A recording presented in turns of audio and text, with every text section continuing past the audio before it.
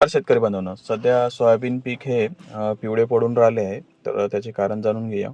Soybean पीक हे दोन कारणामुळे पिवळे पडत आहे. एक तर अन्नद्रव्याच्या कमतरतेमुळेच, म्हणजेच most of the iron, manganese या किंवा NPK यामुळे पिवळी पडतात, किंवा एक तर आहे येलो मोझॅइक व्हायरस यामुळे. तर दोघातील फरक जाणून घेऊया की सोयाबीन पिवळी का बरं पडते, या दोघातील फरक जाणून घेऊया.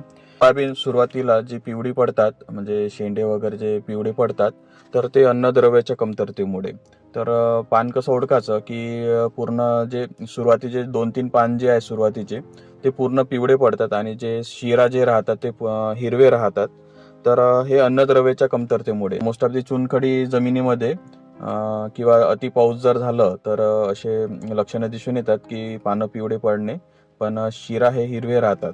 तर हे येलो मोझॅइकचं कारण नाही आहे, हे अन्नद्रव्याच्या कमतरतेमुळे होतात.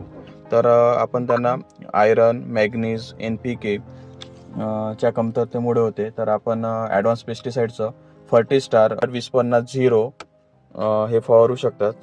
आणि जेव्हा सोयाबीन हे फुलोर अवस्थेत असते, तेव्हा येलो मोझॅइकचे जे पिवळे पान असते, ते तुम्ही या व्हिडिओमध्ये पाहू शकता की पान हिरवा आहे, पण पानावर पिवळे पिवळे ठिपके हे येलो मोझॅइकचं लक्षण आहे. आणि ते येलो मोझॅइक जो आहे तो फुलोरा अवस्थेमध्ये पासून चालू होतो. तर तुम्ही पाहू शकता. आणि येलो मोझॅइक हा जो व्हायरस आहे, हा पांढऱ्या माशीमुळे वगैरे पसरते. तर फुलोरा अवस्थेपासून येलो मोझॅइक चालू होतो. पण जो आता सुरुवातीला जो आपले सोयाबीनचे पानं पिवळे दिसून राहिले, हे अन्नद्रव्याच्या कमतरतेमुळेच दिसून राहिले. तर हे सर्व शेतकरी बंधूंनी फर्टिस्टार 2050 ची फवारणी करावी. फर्टिस्टार 2050 मध्ये तुम्हाला NPK म्हणजे नत्र 20% आणि फॉस्फरस 50%, सोबतच याच्यामध्ये आयरन, झिंक, मॅग्नेशियम वगैरे इतर अन्नद्रव्य पण मिळून जातात. त्याच्यामुळे सर्व अन्नद्रव्याची पूर्तता होते.